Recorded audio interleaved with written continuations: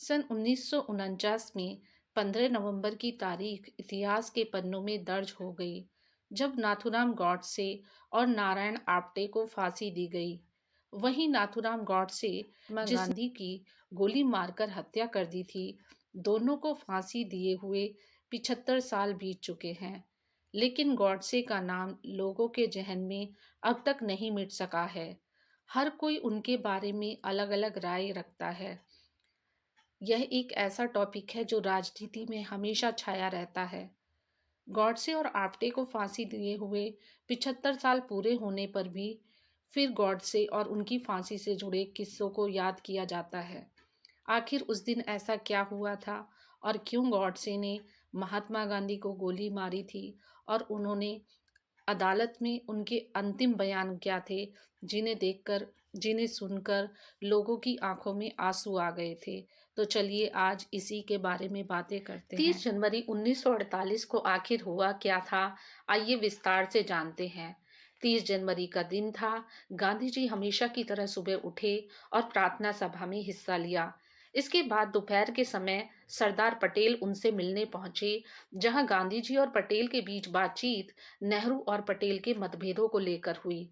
उस समय ये दोनों, गांधी जी और पटेल, दोनों बिरला हाउस में थे, और उधर नाथूराम गॉडसे, आप्टे और करकरे भी बिना किसी समस्या का सामना किए बिना ही बिरला हाउस में दाखिल हो गए थे। उधर गांधी जी और पटेल जी के साथ चर्चा कर रहे थे। इसी बातचीत के कारण गांधी जी को प्रार्थना सभा में जाने के लिए देरी हो रही थी, क्योंकि गांधी जी हमेशा प्रार्थना सभा में हिस्सा लेते थे, जिसलिए गांधी जी 5:15 पर बिरला हाउस से निकलकर प्रार्थना सभा की ओर जाने लगे। उन्होंने अपने दोनों हाथ आभा और मनु के कंधों पर टिका रखे थे, जो कि उनकी भतीजियां थीं, और प्रार्थना सभा की ओर चलने लगे। उधर नाथूराम गॉडसे खाकी कपड़े पहने हुए उनकी ओर बढ़ रहे थे, और ऐसा लगा जैसे वो गांधी जी के पैर छूने जा रहे हों।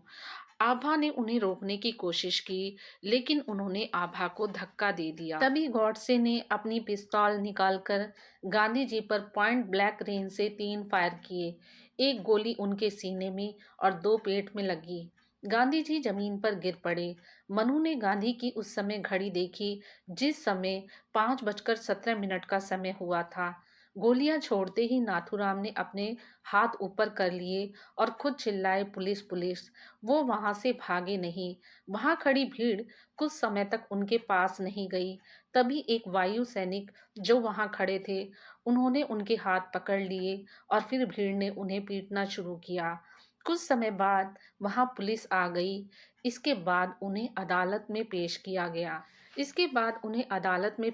गया। अदालत में नाथूराम ने अपना वक्तव्य रखा, पर अदालत ने उस पर पाबंदी लगा दी। महात्मा गांधी मर्डर केस में नाथूराम गॉडसे का वो अंतिम बयान, जिसे सुनकर वहां सभी की आंखें नम हो गई थी। उन्होंने कहा था कि मैंने एक ऐसे व्यक्ति पर गोलियां चलाईं, जिसकी नीतियों और कार्यों से करोड़ों हिंदुओं को बर्बादी और विनाश मिला। कोई भी कानूनी प्रक्रिया नहीं थी जिसके द्वारा उन्हें सजा दिलाई जा सके, इसलिए मैंने इस घातक रास्ते का अनुसरण किया था। फिर उन्होंने कहा कि मैं गांधी जी का सम्मान करता हूँ। उन्होंने कहा कि वीर सावरकर और गांधी जी ने जो लिखा है या बोला है, उसे मैंने गंभीरता से लिया है।